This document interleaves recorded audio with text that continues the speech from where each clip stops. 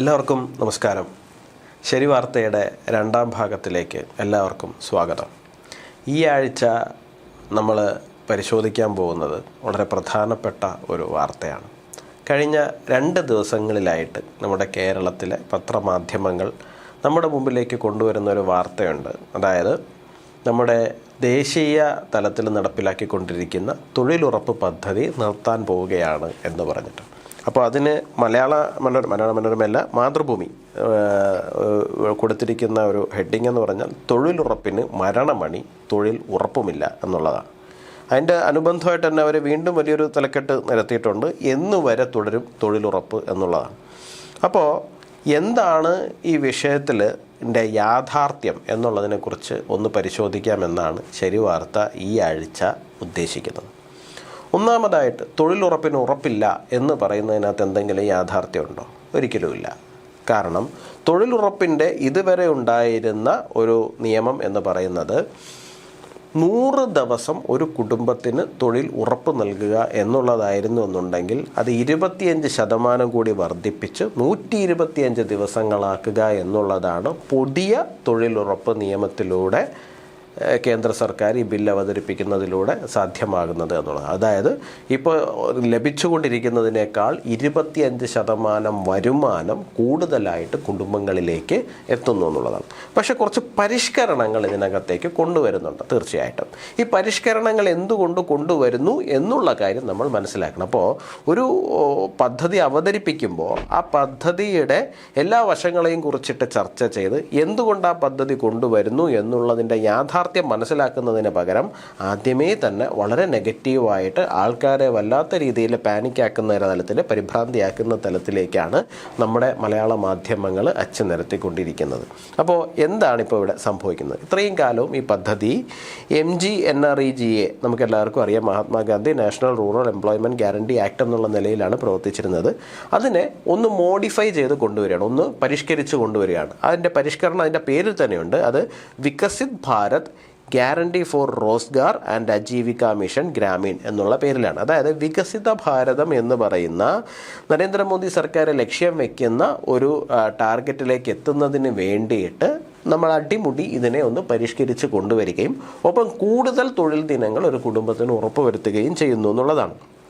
അത് എന്തുകൊണ്ട് എന്നുള്ള കാര്യം ഞാൻ ആദ്യമേ പറയാം. ഒന്നാമത്തെ കാര്യം, 2005 ഇന്ത്യയിലെ സാമൂഹിക സാഹചര്യങ്ങളനുസരിച്ചിട്ടാണ് ഈ പറയുന്ന മഹാത്മാഗാന്ധി തൊഴിലുറപ്പ് നയം 2005-2009 കാലഘട്ടത്തിൽ നമ്മുടെ നാട്ടിൽ നടപ്പിലാക്കിയിരിക്കുന്നത്. ഈ 2005-2009 കാലഘട്ടത്തിലെ സാഹചര്യങ്ങളല്ല ഇന്ന് നമ്മുടെ രാഷ്ട്രത്തിൽ നിലനിൽക്കുന്നത്, നമ്മുടെ ഭാരതത്തിൽ നിലനിന്നുകൊണ്ടിരിക്കുന്നത്. 2005-2009 കാലഘട്ടം എന്ന് പറയുന്നത് ഏതാണ്ട് 27% പേര് ദരിദ്ര അവസ്ഥയിലുള്ളതാണ്. നമ്മുടെ വേൾഡ് ബാങ്കിൻ്റെ റിപ്പോർട്ട് തന്നെ അനുസരിച്ചിട്ട് 171 മില്യൺ ആൾക്കാരാണ് അതിദാരിദ്ര്യത്തിൽ നിന്ന് പുറത്ത് കിടന്നിരിക്കുന്നത്. അതിദാരിദ്ര്യത്തിൽ നിന്ന് പുറത്ത് കിടക്കുന്നതെന്ന് പറയുമ്പോൾ നിലവിൽ, അതായത് വേൾഡ് ബാങ്ക് പറയുന്ന ഒരു കണക്കനുസരിച്ചിട്ട് ഒരു ദിവസം $2.15 വരുമാനമില്ല എന്നുണ്ടെങ്കിൽ അത് കുടുംബത്തിനെ അതിദരിദ്രമായിട്ടാണ് നമ്മൾ കാണേണ്ടത്. $2.15 വരുമാനം പ്രതിദിനം ഇല്ല എന്നുണ്ടെങ്കിൽ, $2.15 എന്ന് പറയുമ്പോൾ ഇന്നത്തെ നമ്മുടെ ഡോളറിൻ്റെ റുപ്പിയുടെ റേറ്റ് അനുസരിച്ചിട്ട് ഏതാണ്ട് 180 രൂപയ്ക്ക് പുറത്ത് വരും. അതായത് ഒരു ദിവസം 180 രൂപയുടെ 180 റുപ്പീസിൻ്റെ വരുമാനമില്ല എന്നുണ്ടെങ്കിൽ ആ കുടുംബം എന്ന് പറയുന്നത് അതിദരിദ്രം എന്നുള്ളതാണ്. 2014 16%-ലധികമായിരുന്നു അതിദാരിദ്ര്യമെന്നുണ്ടെങ്കിൽ ഇന്ന് വിവിധ ഏജൻസികളുടെ, വേൾഡ് ബാങ്കിൻ്റെ റിപ്പോർട്ട് പ്രകാരം ഇന്നലെ 2025 ഇന്ത്യയുടെ അതിദാരിദ്ര്യം എന്ന് പറയുന്നത് 2% മറ്റുമാണ്, 2% ഉള്ളൂ. അപ്പോൾ ചിലരതിന് 1% എന്ന് പറയുന്നുണ്ട്, ചിലർ പറയുന്നുണ്ട് അങ്ങനെ ഇല്ല, ആക്ച്വലി ഇത് പരിപൂർണമായിട്ട് ഇറാഡിക്കേറ്റ് ചെയ്ത് പോയിട്ടുണ്ട്. ഇന്ന് $2.15 വരുമാനമില്ലാത്ത കുടുംബങ്ങൾ ഇന്ത്യയിൽ ഇല്ല എന്നാണ് ചില ഏജൻസികൾ റിപ്പോർട്ട് ചെയ്യുന്നത്. വാട്ട് എവർ, എന്തായാലും 2%, 1% അല്ലെങ്കിൽ ഇല്ല എന്നുള്ള തലത്തിലാണ് ഇന്ന് അതിദാരിദ്ര്യം ഇന്ത്യയിൽ നിലനിൽക്കുന്നത്. അപ്പോൾ 2005-2009 കാലഘട്ടത്തിൽ ഏതാണ്ട് ഇന്ത്യയുടെ 1/5 ആൾക്കാർ അതിദാരിദ്ര്യത്തിൽ കഴിഞ്ഞിരുന്ന ഒരു കാലഘട്ടത്തിൽ നിന്ന് മാറി ഇന്ന് ബെയർലി 1% വല്ലതും മാത്രമേ അതിദരിദ്രരുള്ളൂ എന്ന് പറയുന്ന ഒരു സാഹചര്യത്തിൽ നിൽക്കുമ്പോൾ അന്ന് നമ്മൾ ആവിഷ്കരിച്ചിരുന്ന പദ്ധതികളല്ല നടപ്പിലാകേണ്ടത് എന്നുള്ളതിനെ കുറിച്ചിട്ട് നമുക്കൊരു ധാരണ ഉണ്ടാവും. കാലത്തിനനുസരിച്ചിട്ട് പല പദ്ധതികളും നമ്മൾ മോഡിഫൈ ചെയ്യേണ്ടി വരും. ഇല്ല എന്നുണ്ടെങ്കിൽ നമ്മൾ ഇന്നും കെൽട്രോൺ TV മാത്രം കണ്ടിരിക്കുന്ന സാഹചര്യം ഉണ്ടായിപ്പോനെ. ഇന്ന് നമുക്കറിയാം, നമ്മൾ ഇന്ന് എന്തൊക്കെ തലത്തിൽ OTT ആയി അല്ലെ മൊബൈലിലായി നമ്മൾ പലതരത്തിലുള്ള വികസന കാര്യങ്ങളിലേക്ക് നമ്മൾ പോയിട്ടുണ്ട്. നമ്മുടെ സാഹചര്യങ്ങളും നമ്മൾ അനുഭവിച്ചുകൊണ്ടിരിക്കുന്ന കംഫർട്ടും നമുക്ക് കിട്ടുന്ന സാഹചര്യങ്ങളെല്ലാം തന്നെ അതിവ്യത്യസ്തമാണ്. അത് കാരണം ലോകം പുരോഗമിക്കുന്നതിനനുസരിച്ചിട്ട് നമുക്ക് കിട്ടുന്ന സൗകര്യങ്ങളും വർദ്ധിച്ച് മുമ്പോട്ട് പോകുന്നതാണ്. ഇന്ന് നമ്മൾ പണ്ട കാലഘട്ടങ്ങളിൽ ആശുപത്രികളിൽ പോയിരുന്നത് പോലെയൊന്നും അല്ല. ഇന്ന് നമുക്കറിയാം, ഇന്ന് നമ്മൾ പണ്ട് നമ്മൾ ഈ ഗ്രാമങ്ങളിൽ താമസിക്കുന്ന സമയത്ത് നമുക്ക് നല്ലൊരു വസ്ത്രം എടുക്കണമെന്നുണ്ടെങ്കിൽ, നല്ല ഒരു സിനിമ കാണണം എന്നുണ്ടെങ്കിൽ, നല്ല ഒരു ആശുപത്രിയിൽ പോകണമെന്നുണ്ടെങ്കിൽ നമ്മൾ അവിടുന്ന് വണ്ടി വിളിച്ച് നമ്മൾ സിറ്റി വരെ വരേണ്ടുന്ന സാഹചര്യമാണ്. ഇന്ന് നമ്മൾ താമസിക്കുന്ന പ്രദേശങ്ങളിലേക്ക് തന്നെ നോക്കിയാൽ മതി. ഇന്ന് ഏറ്റവും പുതിയ സിനിമകൾ തൊട്ടടുത്ത് മൾട്ടിപ്ലക്സുകൾ അല്ലെങ്കിൽ സ്ക്രീനുകളുണ്ട്, അവിടെ റിലീസാകുന്ന സാഹചര്യമുണ്ട്. ഇപ്പോൾ സ്റ്റുഡിയോയും പോലെയുള്ള ബ്രാൻഡുകളെല്ലാം തന്നെ എല്ലാ റൂറൽ പ്രദേശങ്ങളിലും എത്തിയിട്ടുണ്ട്. നല്ല നല്ല ഹോസ്പിറ്റൽസ്, പ്രൈവറ്റ് ഹോസ്പിറ്റൽസ് അവിടെ എല്ലായിടത്തും എത്തുന്നുണ്ട്. ഇതെന്താ കാണിക്കുന്നത്? ഇത് കാണിക്കുന്നതെന്ന് പറയുന്നത് നമ്മുടെ ഗ്രാമീണ മേഖലയുടെ കൺസംഷൻ റേറ്റ് കൂടുന്നു എന്നാണ്. എന്തുകൊണ്ടാണ് കൺസംഷൻ റേറ്റ് കൂടുന്നത്, ഉപഭോക്തൃ ഇത് കൂടുന്നത്? കാരണം അവരുടെ കയ്യിലേക്കും പണം എത്തുന്നുണ്ട് എന്നുള്ളതാണ്. അതായത് ഗ്രാമങ്ങളും നഗരങ്ങളും തമ്മിലുള്ള സാമ്പത്തിക വ്യത്യാസം, വരുമാന വ്യത്യാസം എന്ന് പറയുന്നത് കുറഞ്ഞു വരുന്നു. പണ്ട് നഗരങ്ങളിലുള്ളവർക്ക് വലിയ വരുമാനവും ഗ്രാമങ്ങളിലുള്ളവർക്ക് അത്ര വരുമാനമില്ല എന്നുള്ളതുമായിരിക്കും. അപ്പം ഗ്രാമങ്ങളും നഗരങ്ങളും തമ്മിൽ വരുമാനത്തിനകത്ത് വലിയ അന്തരം പണ്ട് നിലനിന്നിരുന്നു. ഇന്ന് ആ അന്തരം കുറയുകയാണ്. ഇന്ന് നഗരങ്ങളിലുള്ള ഇപ്പോൾ ഒരു വലിയൊരു ബ്രാൻഡഡ് ഷോപ്പ് ഒരു സ്ഥലത്ത് വരുന്നതിന് മുമ്പ് അവരാദ്യം എന്താണ് ചെയ്യുന്നത്? അവരാദ്യം ഫീസിബിലിറ്റി സ്റ്റഡി നടത്തും. ഫീസിബിലിറ്റി സ്റ്റഡി എന്ന് പറയുന്നത്, ഞങ്ങളൊരു പ്രോഡക്റ്റ് ഇവിടെ ലോഞ്ച് ചെയ്ത് കഴിഞ്ഞാൽ ആ പ്രോഡക്റ്റ് വാങ്ങുവാൻ പൊട്ടൻഷ്യലുള്ള എത്ര ആൾക്കാർ ആ പ്രദേശത്തുണ്ട് എന്നുള്ളതിൻ്റെ അടിസ്ഥാനത്തിൽ മാത്രമാണ് പലപ്പോഴും അവർ ആ ഒരു സ്ഥാപനം അവിടെ തുടങ്ങാൻ വേണ്ടിയിട്ട് തയ്യാറാകുന്നത്. അപ്പോൾ ഗ്രാമങ്ങളിലേക്ക് പോയി കഴിഞ്ഞ് കഴിഞ്ഞാൽ അവർക്ക് അത്രയും വലിയ പർച്ചേസിങ് പവർ ഇല്ല. അപ്പോൾ സ്വാഭാവികമായിട്ട് അവിടെ പോയിട്ട് നമ്മൾ വലിയൊരു ബ്രാൻഡഡ് ഷോപ്പ് തുടങ്ങിക്കഴിഞ്ഞാൽ അത് വിജയിക്കണമെന്നില്ല. അതുകൊണ്ട് ഇതെവിടെ തുടങ്ങണം? ഇത് നഗര കേന്ദ്രീകൃതമായിട്ട് മാത്രം ഇത്തരം കാര്യങ്ങൾ നിൽക്കണമെന്നാണ്.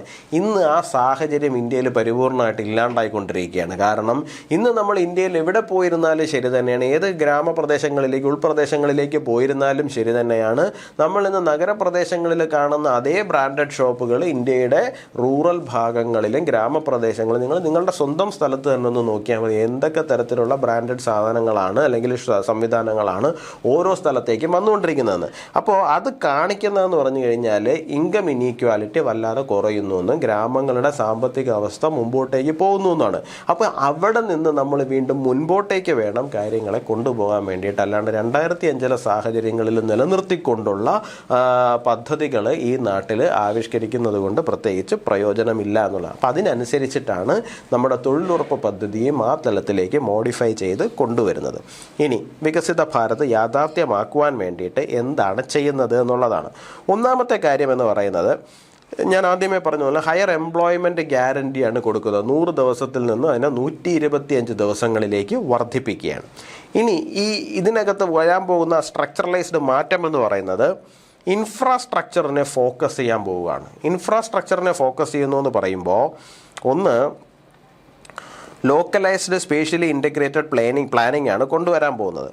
അതായത് ഗ്രാമങ്ങൾക്ക്, ഇപ്പം നമ്മുടെ മാതൃഭൂമി നിരത്തിയിരിക്കുന്ന ഒരു വാദമുണ്ട്. അതായത് പഞ്ചായത്തുകൾക്ക് വർക്ക് അലോക്കേറ്റ് ചെയ്യാൻ പോകുന്നത് കേന്ദ്രമാണ് എന്നുള്ള തലത്തിലാണ്. അതങ്ങനെയല്ല ആക്ച്വലി. അതായത് ഓരോ പഞ്ചായത്തുകളും ആ പഞ്ചായത്തിനെ വികസിത പഞ്ചായത്താക്കി മാറ്റുവാൻ വേണ്ടിയിട്ട് ഒരു പ്ലാൻ അവതരിപ്പിക്കുക എന്നുള്ളതാണ്.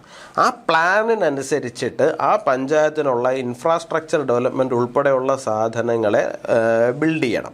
അപ്പോൾ അതിനു വേണ്ടിയിട്ട് ഈ പറയുന്ന നമ്മുടെ ഈ തൊഴിലുറപ്പുമായി ബന്ധപ്പെട്ടിട്ടുള്ള തൊഴിലാളികളെ ഉൾപ്പെടെ ഏത് തരത്തിൽ ഉപയോഗിക്കാൻ പറ്റും എന്നുള്ളതിനനുസരിച്ചിട്ടൊരു പ്ലാന് അവതരിപ്പിക്കുക.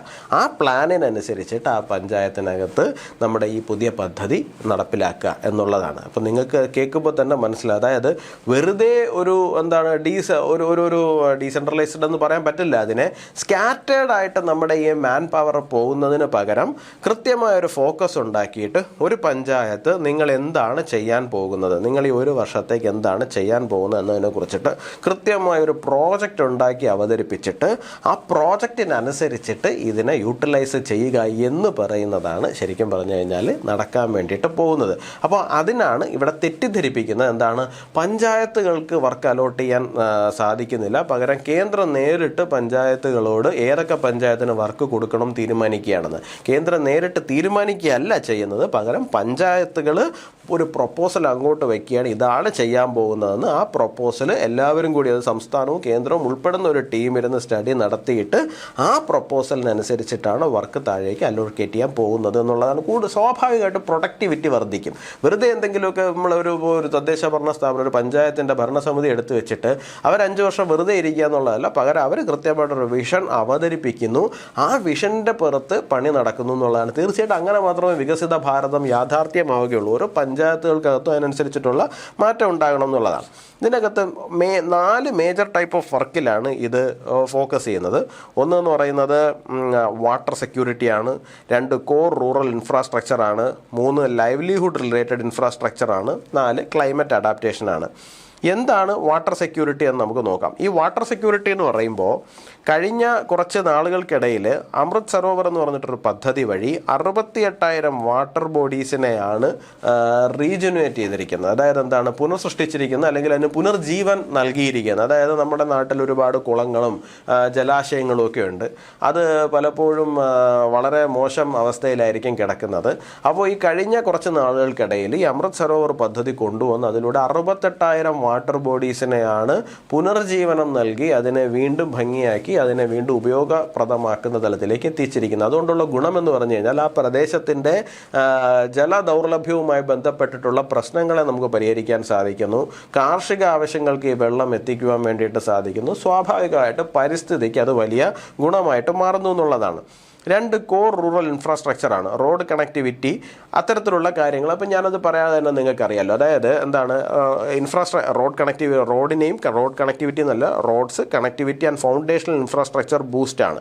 എന്തിനാണ്, നമ്മുടെ ഈ ഗ്രാമങ്ങളിലെ ഈ എക്കണോമിക് സോണുകളായിട്ട് ഗ്രാമങ്ങളെ കുറച്ച് നാളായിട്ട് നമ്മുടെ നാട്ടിൽ നടക്കുന്ന ഒരു പ്രോജക്റ്റാണ് ഭാരത്മാല പ്രോജക്റ്റ്, സാഗർമാല പ്രോജക്റ്റ്. ഇതെല്ലാം കൂടി ചേർന്നുകൊണ്ടുള്ളൊരു പദ്ധതി ഇന്ത്യയിൽ നടക്കുന്നുണ്ട്.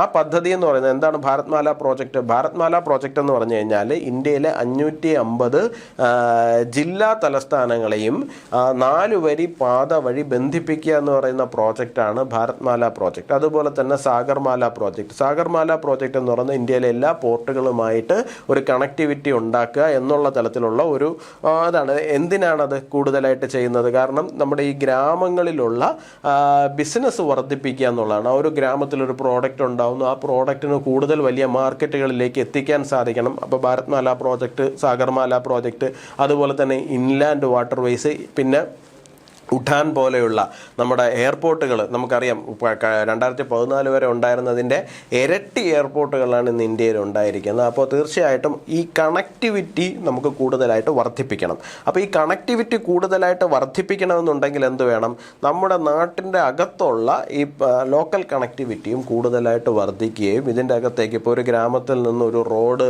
പ്രധാന ഹൈവേയിലേക്കില്ല, തീർച്ചയായിട്ടും അവിടെ ഒരു പണി നടക്കേണ്ടുന്നതുണ്ട്. അപ്പോൾ ഇത്തരത്തിലുള്ള ഇൻഫ്രാസ്ട്രക്ചർ ഡെവലപ്മെൻറ്റിന് വേണ്ടിയിട്ടുള്ള പണി അവിടെ നടക്കണം.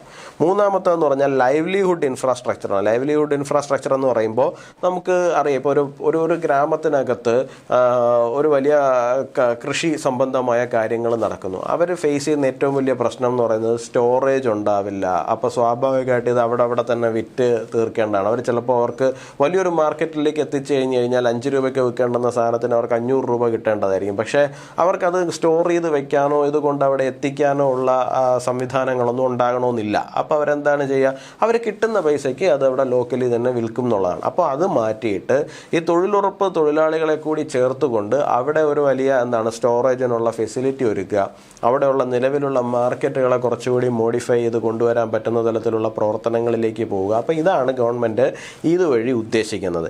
ഇനി 4ാമത്തെ ഒരു കാര്യമാണ് ക്ലൈമറ്റ് റെസിലിയൻസ് എന്ന് പറയുന്നത്. ക്ലൈമറ്റ് റെസിലിയൻസ് എന്ന് പറഞ്ഞു കഴിഞ്ഞാൽ ഒന്ന് ഞാൻ നേരത്തെ പറഞ്ഞ പോലെ തന്നെ വാട്ടർ ഹാർവെസ്റ്റിങ്ങിൻ്റെ കാര്യമുണ്ട്. നമ്മുടെ ഈ ജലാശയങ്ങളെയൊക്കെ നവീകരിച്ചെടുക്കുക. അതുപോലെ തന്നെ ഇപ്പം മഴ പെയ്യുന്ന സമയത്തായാലും ശരി തന്നെയാണ് നമ്മുടെ ഈ ജലസംഭരണികൾ ക്രിയേറ്റ് ചെയ്യുന്ന പദ്ധതികളുണ്ടല്ലോ, ഫ്ലഡ് ഡ്രെയിനേജ്. ഈ കൃഷി നടക്കുന്ന സമയത്ത് ഏറ്റവും അധികം ബുദ്ധിമുട്ടുണ്ടാകുന്ന സംവിധാനങ്ങളാണ് എന്താണ്, ഫ്ലഡ് വരുന്ന സമയത്ത് ഇത് മുഴുവൻ നശിച്ചു പോകുന്നു എന്നുള്ളത്. അപ്പോൾ തീർച്ചയായിട്ടും അതിനെ തടയുവാൻ വേണ്ടിയിട്ട് ഈ പറയുന്ന ജലസംഭരണി ഉൾപ്പെടെയുള്ള കാര്യങ്ങൾ നമ്മൾ ക്ലിയർ ചെയ്ത് വയ്ക്കുകയും ഡ്രെയിനേജ് സംവിധാനങ്ങൾ കുറച്ചുകൂടി എഫക്റ്റീവ് ആക്കുകയും ചെയ്ത് കഴിഞ്ഞാൽ ഇതിനെ തടയാൻ സാധിക്കും എന്നുള്ളതാണ്. അതുപോലെ സോയിൽ കൺസർവേഷൻ.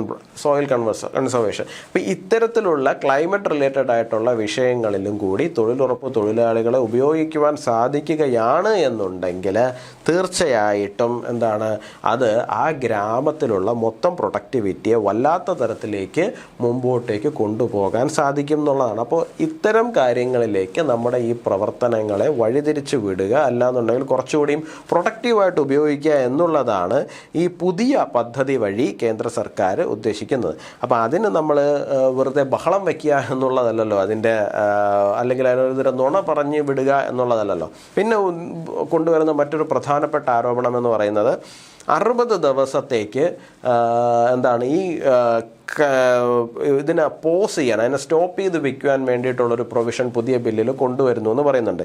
എന്തുകൊണ്ടാണ് 60 ദിവസത്തേക്ക് അത് പോസ് ചെയ്ത് വെക്കുന്നത് എന്നുള്ള കാര്യങ്ങളും കൂടി നമ്മൾ പരിശോധിക്കേണ്ടതുണ്ട്. അതിന് ഒന്നാമത്തെ കാരണം എന്ന് പറയുന്നത്, ഈ കൃഷി നടക്കുന്ന സമയത്ത്, ഈ കൃഷിയുടെ വിളവെടുപ്പ് സമയമൊക്കെ ഉണ്ടല്ലോ, ആ വിളവെടുപ്പ് സമയത്ത് പലപ്പോഴും ഈ തൊഴിലാളികളെ കിട്ടാതെ വരുന്ന സാഹചര്യമുണ്ട്. പലരും തൊഴിലുറപ്പിന് പോകുന്നുണ്ട്, അങ്ങനെ പോകുന്നുണ്ട്, ഇങ്ങനെ പോകുന്നുണ്ട്. അപ്പോൾ തീർച്ചയായിട്ടും ഇവിടെ അവർക്ക് എന്ത് കിട്ടുന്നില്ല, തൊഴിലാളികളെ കിട്ടുന്നില്ല. അപ്പോൾ തൊഴിലാളികളെ ഇരട്ടി പൈസ കൊടുത്തിട്ട് കൊണ്ടുവരേണ്ടുന്ന സാഹചര്യമാണുള്ളത്. ഇത് കൃഷിയെ വല്ലാതെ ബാധിക്കുമെന്ന് മാത്രമല്ല, നമ്മൾ മനസ്സിലാക്കേണ്ടത് സാധാരണ എല്ലാ ജനങ്ങളെയും ബാധിക്കുന്ന വിഷയമാണ്. കാരണം ഇരട്ടി പൈസ കൊടുത്തിട്ട് അവിടെ ലേബർ ഏർപ്പാടാക്കേണ്ടി വരുന്ന സമയത്ത് അത് ഫുഡ് ഇൻഫ്ലേഷനെ വല്ലാത്ത രീതിയിലേക്ക് കൊണ്ടുപോകും. നമ്മൾ 50 രൂപ കൊടുത്ത് വാങ്ങിച്ചുകൊണ്ടിരിക്കുന്ന തക്കാളിക്ക് നമുക്ക് പെട്ടെന്ന് 100-150 രൂപ കൊടുത്ത് വരേണ്ടുന്ന തരത്തിൽ ഇന്ത്യയിൽ പണപ്പെരുപ്പം വർദ്ധിക്കും, സ്വാഭാവികമായിട്ട് ഇൻഫ്ലേഷൻ വർദ്ധിക്കുന്ന സാഹചര്യം ഉണ്ടാകും. അപ്പോൾ 60 ദിവസം അതായത് സ്റ്റേറ്റ് ഗവൺമെൻറ്റുകൾക്ക് തീരുമാനിക്കാമെന്നാണ് ഞാൻ മനസ്സിലാക്കുന്നത്. അതിനനുസരിച്ചിട്ട് അതിനെ ഒന്ന് പോസ് ചെയ്ത് വെച്ചിട്ട് എന്താണ്, വിളവെടുപ്പ് സമയത്ത് തൊഴിലാളികളെ ലഭ്യമാകുന്ന തലത്തിലേക്ക് ഇതിനെ ഉപയോഗിക്കുക. അതായത് 365 ദിവസത്തിൽ 60 ദിവസം ഇത് സ്റ്റോപ്പ് ചെയ്യിക്കുവാനുള്ള പ്രൊവിഷൻ സ്റ്റേറ്റ് ഗവൺമെൻറ്റിനുണ്ട്. പക്ഷേ ബാക്കി 300 ദിവസത്തിനകത്ത് 125 തൊഴിൽ ദിനങ്ങൾ ഈ പറയുന്ന ഒരു കുടുംബത്തിന് നൽകുവാൻ വേണ്ടിയിട്ട് എല്ലാവരും ബാധ്യസ്ഥരുമാണ്. ഇതാണ് അതിൻ്റെ അകത്ത് കൊണ്ടുവന്നിരിക്കുന്ന ഏറ്റവും പ്രധാനപ്പെട്ടിട്ടുള്ള സ്ട്രക്ചറൽ റിഫോം എന്ന് പറയുന്നത്. ബാക്കി കാര്യങ്ങളൊക്കെ കുറേ നാളായിട്ട് നടക്കുന്നത് തന്നെയാണ്. ഡിജിറ്റലായിട്ടുള്ള കാര്യങ്ങൾ ഡിജിറ്റലൈസേഷൻ ചെയ്തിട്ടുണ്ട്. ആൾക്കാർക്ക് ഇപ്പോൾ പൈസ അക്കൗണ്ട് ത്രൂ ആണ് വരുന്നത്. അതൊക്കെ ഏതാണ്ട് 99% നടന്നിട്ടുള്ള കാര്യങ്ങൾ തന്നെയാണ്. കുറച്ചുകൂടി എഫക്റ്റീവായിട്ട് ചെയ്യുന്ന പ്രോസസ്സിലേക്ക് പോകുന്നുണ്ട്. അത് മാത്രമല്ല, ഈ ഗോസ്റ്റ് വർക്കേഴ്സ് എന്ന് പറയുന്ന സാധനമുണ്ട്. അതായത് ചിലർ വർക്ക് ചെയ്യുന്നുണ്ടാവില്ല, പക്ഷേ അവരുടെ പേരിൽ എഴുതിയെടുക്കുന്ന കാര്യങ്ങളൊക്കെ ചില പ്രദേശങ്ങളിൽ നടക്കുന്നുണ്ട്. അപ്പോൾ അതിനെയൊക്കെ തടയിടുവാൻ വേണ്ടിയിട്ടുള്ള കാര്യങ്ങൾ, പ്രൊവിഷൻസും കൂടി ഇതിനകത്ത് കൊണ്ടുവരുന്നു എന്നുള്ളതാണ്. അപ്പോൾ തീർച്ചയായിട്ടും ഇപ്പോൾ നടക്കാൻ പോകുന്ന നമ്മുടെ തൊഴിലുറപ്പ് പദ്ധതി കുറച്ചുകൂടിയും എഫക്റ്റീവായിട്ടും പ്രൊഡക്റ്റീവായിട്ടും നമ്മുടെ ഓരോ പ്രദേശത്തിൻ്റെയും വലിയ പുരോഗതിയിലേക്ക് അതിനെ നയിക്കുവാൻ വേണ്ടിയിട്ടുള്ള തലത്തിലേക്ക് അതിനെ സ്ട്രക്ചറലി റിഫോം ചെയ്ത് കൊണ്ടുവരുന്നു എന്നാണ്. സ്വാഭാവികമായിട്ട് ഇതിനകത്ത് എതിർപ്പുകളുണ്ടാവും, എതിരഭിപ്രായങ്ങളുണ്ടാകും. തീർച്ചയായിട്ടും അത് പാർലമെൻറ്റിനകത്തേക്ക് ഡിസ്കഷന് വരുന്ന സമയത്ത് എല്ലാവർക്കും ചർച്ച ചെയ്യാനും പരിഹരിക്കാനും കഴിയുന്ന സാധനം തന്നെയാണ്. അപ്പോൾ തീർച്ചയായിട്ടും ഇതാണ് അതിനകത്തുള്ള യാഥാർത്ഥ്യം, ഇതാണ് അതിൻ്റെ അകത്തുള്ള ശരി വാർത്ത. അപ്പോൾ എന്നെ കേട്ടിരുന്ന എല്ലാവർക്കും നമസ്കാരം. അടുത്ത ആഴ്ച മറ്റൊരു വിഷയവുമായിട്ട് കാണാം. എല്ലാവർക്കും നന്ദി, നമസ്കാരം.